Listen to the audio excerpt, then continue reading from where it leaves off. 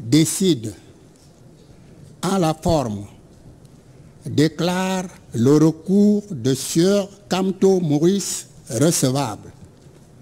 Au fond, sur le premier moyen, pris de la violation de l'article 286 alinéa 1er du Code électoral relatif au financement des partis politiques.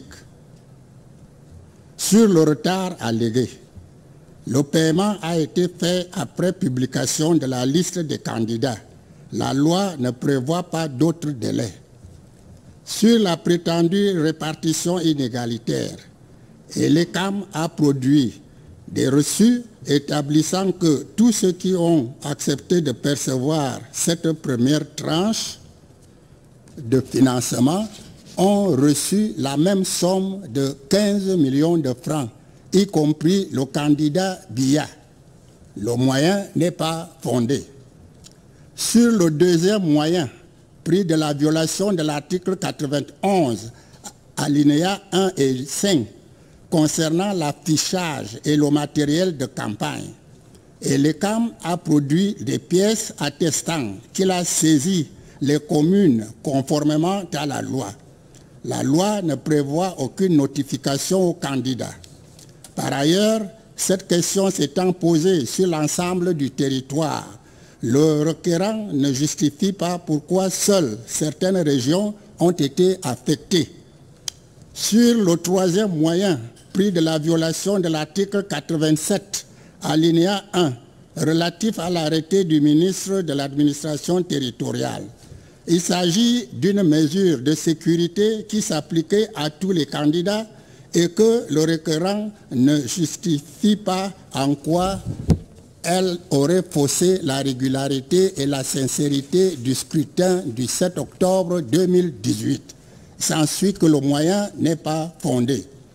Sur le quatrième moyen, pris de la violation de l'article 97 concernant le délai d'affichage des bureaux de vote, le moyen fait une confusion entre la liste des bureaux de vote qui a été affichée conformément à la loi et la liste des électeurs qui peut être affichée à tout moment, la carte d'électeur indiquant de surcroît le numéro du bureau de vote du détenteur.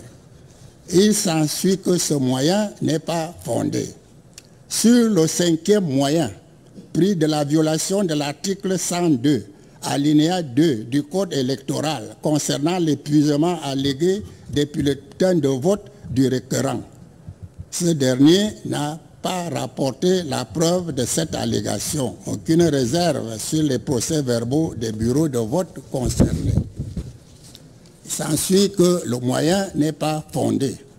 Sur le sixième moyen, relatif au maintien des bulletins de vote du candidat Akere Mouna, malgré son désistement, ce moyen est irrecevable comme non articulé conformément à l'article 133, paragraphe 3 du Code électoral.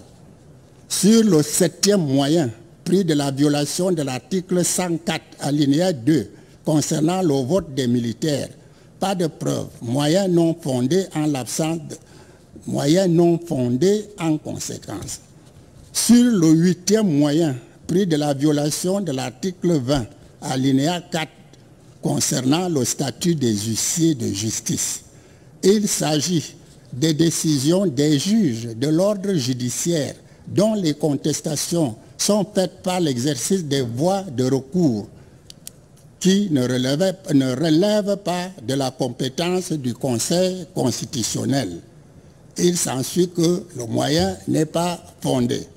Sur le neuvième moyen, pris de la violation de l'article 54, alinéa 1, relatif aux expulsions des bureaux de vote des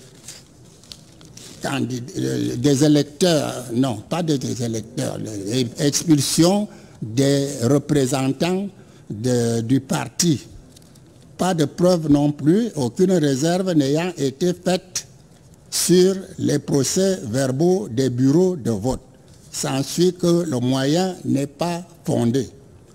Par ces motifs, rejette la requête de Sieur Kamto Maurice comme non justifiée, laisse les dépenses à la charge du Trésor public, ordonne la notification de la présente décision à ELECAM et aux autres parties, ainsi que sa publication au journal officiel en français et en anglais.